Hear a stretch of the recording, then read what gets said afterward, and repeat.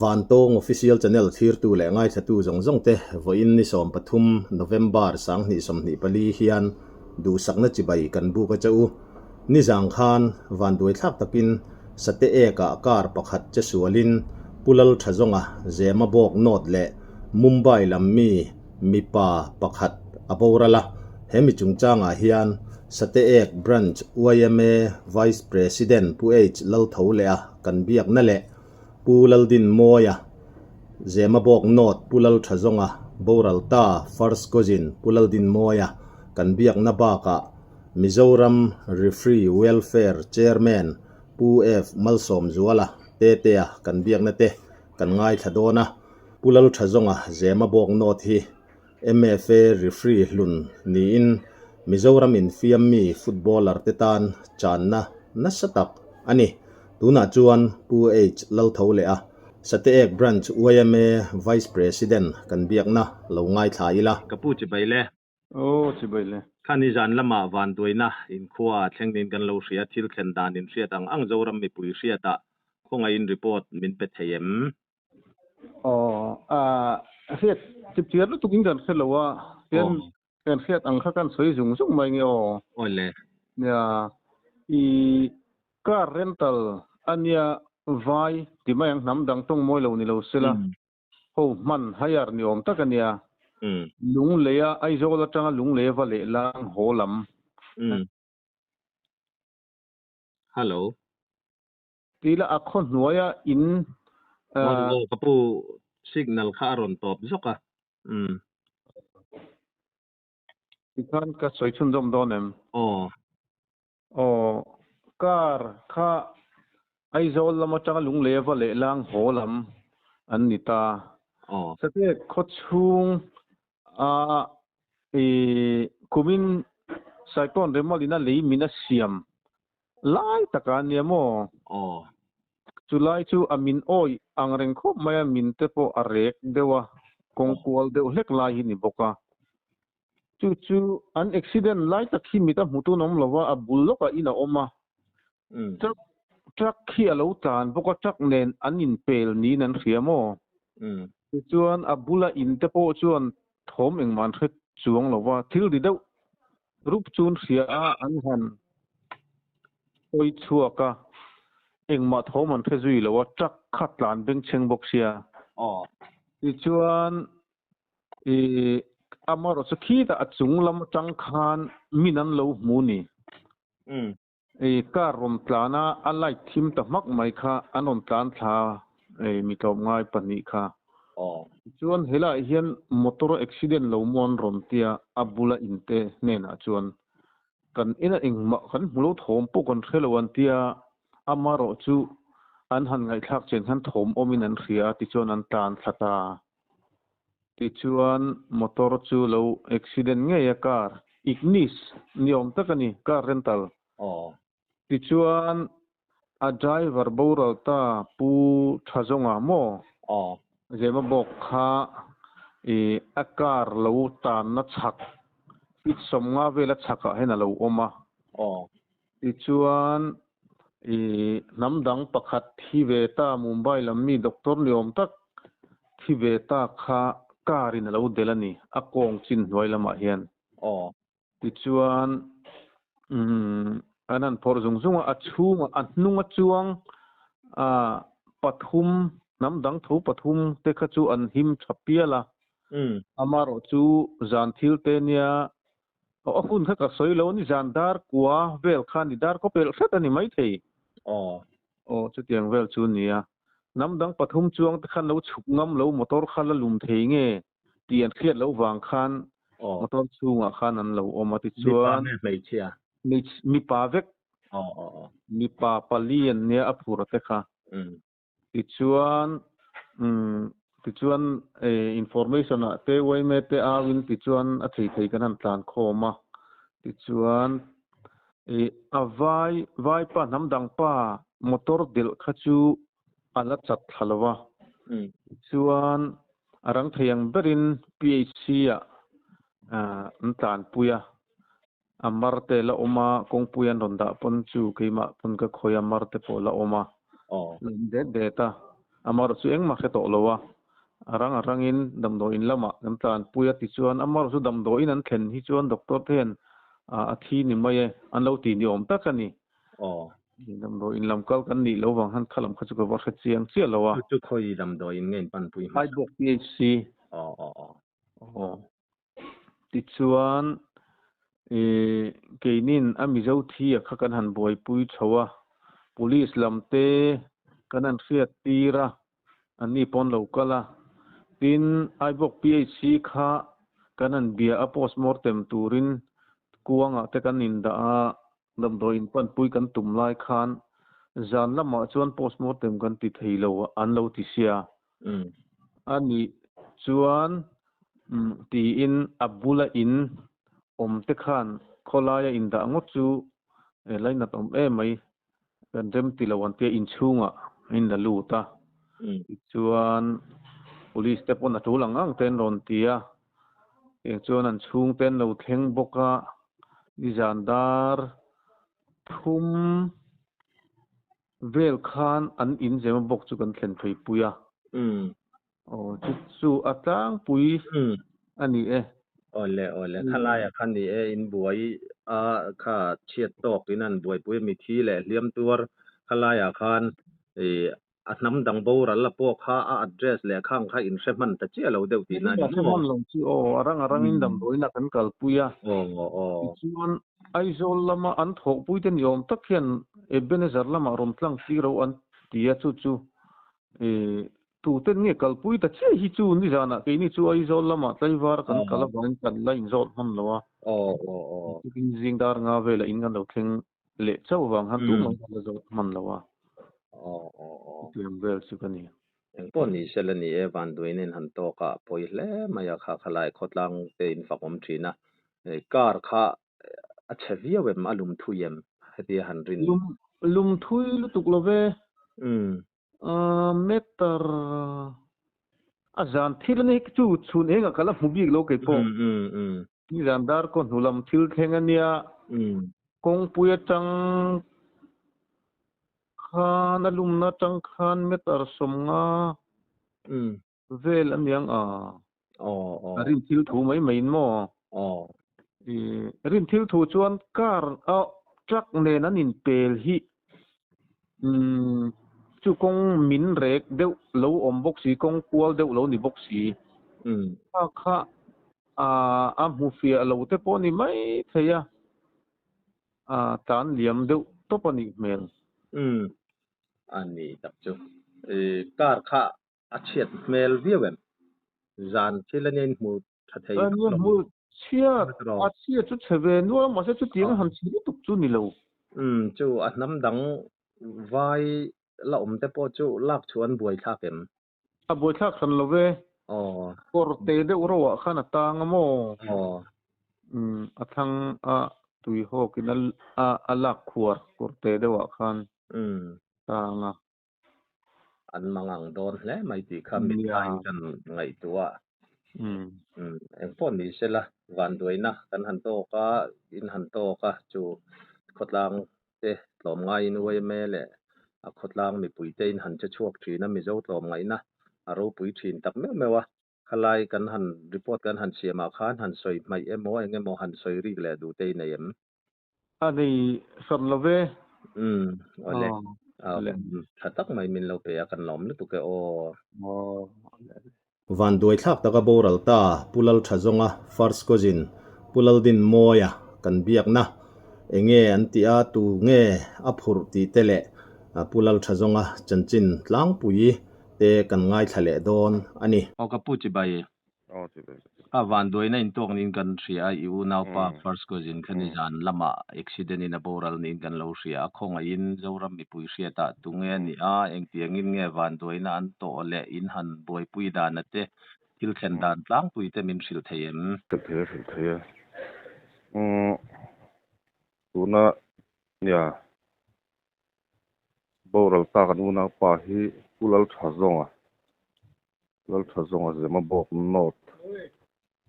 cheng me kan yemo an che chul dan tang pu chu ani hi li thei khala ei zong ni rental nimin pia ani tong su maro nimin pia nimin pia khanin lung angade Mumbai lama tangin passenger anaya Mumbai tanga lung le kaltur mo mi palin ni namdang ti mai la su lung le lama angani medical representative ngan ni eng chiang nge anni kha layan lo jin chana kha kan chiang chi alo ma ro chu medical representative mo engamo tiang ang chi buai pu ron kal khan ni mela confirmation tak chu kan nei lawa kan thu don na ve thoi na men sil dan ani chu mo lung le hospital lambela hathila kal khan ni ma tiang chuan lung le ya kha chu na drop lawa leng pu tang khan suaya Mumbai tang non chen kan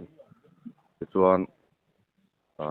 ni ka rental ve tho mi dangin lung le lama chuan an drop ani mela kala kha to ba sa thui lem lawa chuan nimin khan nimin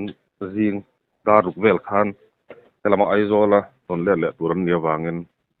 nimin tu daruk vel khanin anmani lam tur chuan avakal pheya chuan nizan dar wa borvel khan dar zat chi kha kan salo dar ko borvel ti mai la se dana dar ko borvel khan sate ek ti mi khothung ATL road an ti nge ka chiang ta mai lowa ATL road ti mai ka sia ti lai khianin chak nge nia motor lian den hianin to ko ni kong kuala tu lai chu angani light kana chuna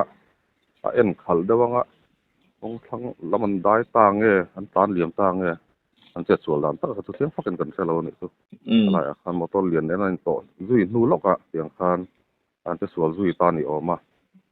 to na pia loka khan angani in ding te po kha oma chung te po chuan man lo sa zui do ta nge tiang chuan sate komi satlang mi pui te khan tiang khan an che chual zui nu loka chuan an lo boi puya kan siat dan chuan atian te sual kha ani driver kha metarza ting lo dewang an tia metarza don ani chu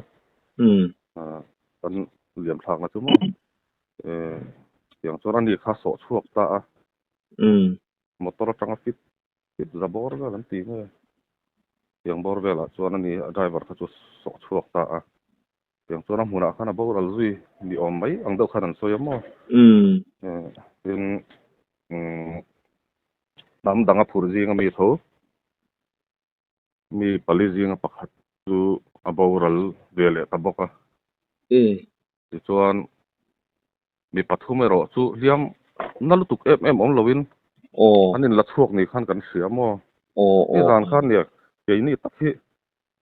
kan va thleng tlai ta dewa angani kan va thleng me kha chuan chuang ate an loin da fel motor an loin slang tel man to u bi ka chu chuan namdang bora la kha achina kha eng mai zo kha kan nei man talowa en piang in nge dam do in boral nge amuna boral ve ngal nge ti po chiang takin kan sajui talo ni kan u kan boi pu ti khan tiang vel chu kan in boi pui dan le tiang ve kan wa ton siat chinang chu ni deuh mai ani tak chu puadin kha isoya zara namdang an boral namdang boral om ve ti kha ka se chiani una kha chuan puthazowa boral chia kha ka hria mo azia lo hle mai a chu ban buaina thuat ni hle mai ti chuan puthazowa kha puthazonga kumeng zat nge ani a enge chung ko din mun tam puite ani hi kum som nga pahni ni kum som nga pahni ani mel nga pahni ning siamo chuan zema bok no ta hian an pui panau tanen khan sa fa hi paru an ya tu hi pali nin ka sia a soi sualangam ka saloga ka sia dana chuan pa paru le tu pali velan ya chuan an pui yang chuan an pui farau te chu kal sana ni chu mo car kha ama ta ve to ani em ama ta ni lovin rental khal ani tak ni chu tar ni chu mo em po ni sela van to na to chung te kan tor pui tak zet chawa apoi kan ti le maya chu thu chiang jok se tur pon hei sate branch we me lam hi kan mer kiat sa ten ni a ni point kan han be popang ani jan laman chau de le kan an la muri a kan hang kho la mo a chiang jok te pon kan la se zel tura ngai la ti chuan ka pu e put hazong a kha he ka lo se danin MFA te football lama te po tui tak mai referee lung in ka lo sia kha enge isia dana chan chin tlang pui kha ama hi kun ma da chuan Mizoram home ka ta te po kha tang lop thina mo chuan football bi ka chuan ni referee kha chuan tang thina chu ke po ka ril ruwa tukin te po khan lo ro a eng ang che nge wa thena enge din hun ti lai chu ka selawa ne te hnuai kha chuan awa phar ve lo thina ni ro chu lo in zo chian kha om lo hun lai khan MF hnuai kha chuan referee ta kha chuan awa ti ve lo thin chuan ka sia sia chu adik mel i festival lo kha chu a referee lama a tho pui te nen kan in bia mo i lo sia chian jok tak dewin kan ti thu la ani awa ti ve tau thin kha chu ka sia ani chu a chiang ro chu chiang takin eng ang chiang yan ni ka sa ti lo chu la ya chu kan soibel lai du lok an oma Mizoram in fiami footballer tam tak an oma chung te tan chuan chan na sa takania a ui om le zual hle mai ti kha kan soi rile lok du ani kha kan hanin biak ta ka khan nge mo han soi mai emo chulai chuti han soi bel du te nei em ne ama hi tulai soi ta kan khan nin fit tak mai ni in zo ve bo thin hi ni a ro chu ni kum bor so ni tam na sang hian tlak bok ve a se sel na te khan pan chawa thi ngam kop te khan an na ve lop a kalan nai din ka sia dialysis te pokhan han ti tlo thina tun nai chawa an in recover ve chhotana an fit chho ve wa kan lom le a zon na lama ti hian mi khongai te ten donga yang hian lia thei te pon khal chho ve le lop a tha chho zel tura kan ngai lai tiang hian ngani kan win phak lo le be sei lo takin yang hian a khun top chu kan han tong chu ni maya chu lai chu ni kan ta lang tel ve sim duwa tin an accident thu kan siat phata tangin helaya demo bok not patlang tuai tu tele kan rol tha te lai na te an men buai pui na sa a tate lama ngani accident ten dia wang khan lai an patlang so tu te pokan ti buai a men buai pui na zong a hian lon thu kan soi tak me wa tu mi pia lama to la ya sate ko mi pui te patlang so tu te accident an omani si an sia thata tangin angani te ma ruang in lak chuangai te tiam lak chuangai te buai pui ngai ten ni wang khan ya hau takin kan ringa kan pi ha le in kan sia mai ro chu lai asate kho kan han thena kan han lu te phata tangin vai me te ngani an lo te sang han mu ta khana ro pui kan ti a kan ti buai hla na tungin yang hian internal kal plangin ate patlang ma pui te le ngani kan u te to lai ta so ta lo buai pui tu zong ta chunga lon thu kan han soi du ni chu kan soi tak me woni ole kha report hun boi tak kara min han kan lom lu ni to le MFA Referee Welfare Committee Chairman Puef Malsom Zuala te kan biak na putete kha pu thajonga MFA referee changkai tak mai aboral nin kan lo ria khalaya khan achanchin tlang pui toy fel de win le engemaw han soi du te ineyem kan ron tia MFA Mizoram Pum Referee Welfare Chairman Zokania ei pural thajonga te che to thu hi kan lo thwe ve a ni zan lama ten accident ti kan thria a mingin MFA Referee Welfare Chairman kani na ang le kan lo tho pui to thin ani na angin ka ui tak zet ani ti hi kan sei pot anga ama pu thajonga hi kan referee senior ani a kum thu a pe chong ke ni a senior dei ni a tho pui nom em a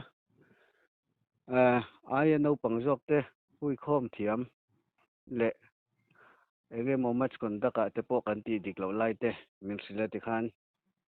chataka an tho ho thei na na min up tu berani a ani hi kan ui tak zet ani ti kha kan sei non le a kumlama han upadeu to ma sela tun hai kum ni thum ate po khan la ron duty ve zela chu ate po chuan hun pon dik chung chang ate match conduct chung chang ate kan enton berle min fui tu berani a awap hnoya chatakin jangkal ve thei zela abula duty te nom kan tia mi te hi ati him theya ti rolin ti swal palle engemo palte ompon ti khan hnual mai lo turten mi afuya referee te ma kan son theina tur hian ani po hian thei to pa chho ve a chuan Mizoram chunga MFA referee te hi welfare te kan in din ve a active lo deuh tlema then han senior deuh to te thleng hian te chiat kan to te hian MFA referee welfare mingte MFA referee in sui khom pol thian ho ang te hian tian ral na te in sun na te hi kan nei thina ani po hi kan ui tlang le hei group te kan han siam ve a tho pui thin te ho te a duty pui thin te le ke ni referee te hi family khat ang dewa football a hian huang khata kal khom kan ni wang hian kan in ngai tu aviawa group lama te po khan han soya ti khan MFA lampanga kan fuai tu te po ar free kherlo football ta na than hem ngai tak tak te po hian an ui thu kha an ron soi hloma alo tho hlok to je te le Mizoram football ta na than hem alo ngai jia te hi tu man an hei lawa chu nga chuan a tho pui te hian kan ui tak zet zet ani ti kha MFA referee welfare mingte MFA referee qualified referee ho mingte le Mizoram Football Association roya referee kai noi tele football kai noi zong te mingin kan soi ni a kan ui tak zet zet ani ti kha gantong official channel kal tlang hian ka han soi du ni helai hi ni zana motor accident na mun vel khania lai vel khi ta nung lei lama tanga hetia ron chuk helai ron tlan liam hi nia cholai thenom loka son in ding a oma chen na chuan lai phone motor hi atanga zukla dewa lai thla vel hi lum thlang na nia motor hi azuk lang phang emo